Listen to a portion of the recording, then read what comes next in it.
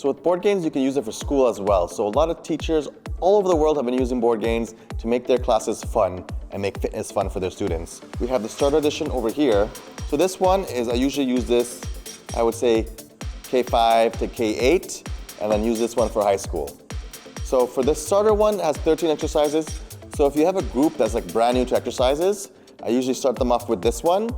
And then as they learn all the exercises and they're comfortable with all the exercises, once that has happened, then I graduate them to the Pro Edition, which has 20 exercises.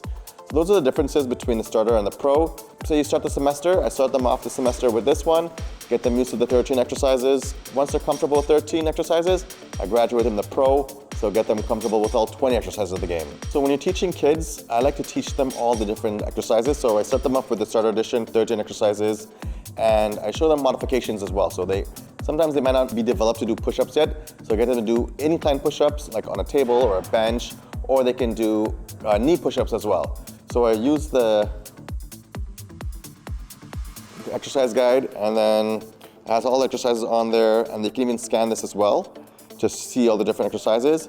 But the good thing about the starter edition, what I like to use is, it has a quick exercise guide right on the back, and I usually keep that right next to the game. They might not know how to do a push-up quick, they just might forget sometimes. They look at it, look at the push-up, like, oh yeah, I know how to do that. And then go do the push-up and come back to the board roll again. So those are the cool things with teaching how to teach BoardGains. So make sure all the students know what each exercise is, know all the modifications, and make sure they also know some modifications as well for some of the different exercises. You can start with a quick little warm-up, like laps around the gymnasium. The next step of the warm-up could be like a Tabata. So you can have like 4 different exercises from the board. So what I usually do is I have exercises like jumping jacks, push-ups, squats, burpees.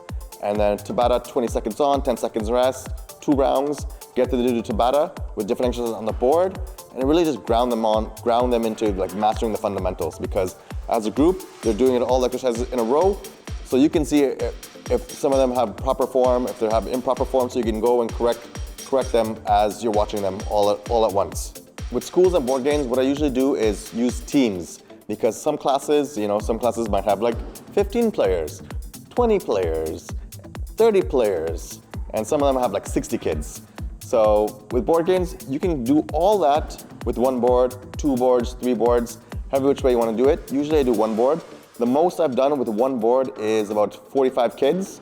You just do 7 groups, 7 teams around the board, 7 teams of 7. You can do it that way.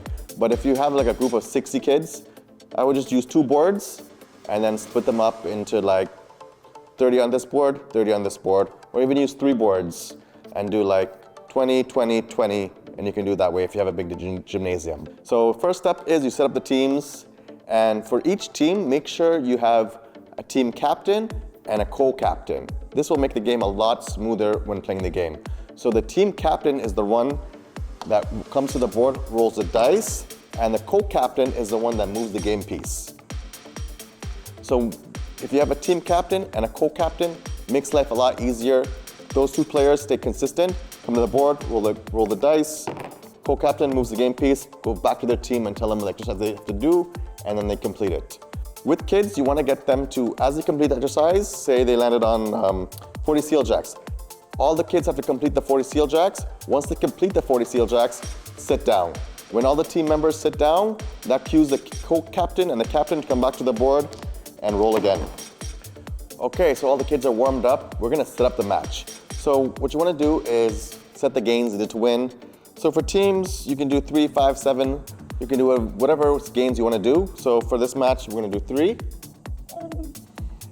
And then the first team to go around the board and complete 3 laps wins the game. Easy way how to play BoardGains. And if you have 60 minutes, you can do 2 to 3 matches. You can do 1 long match of like 7 gains. You can just use up the 60 minutes which way you want. So I usually do 10-minute warm-up, 3 matches, and then a cool down, and then off to the next class.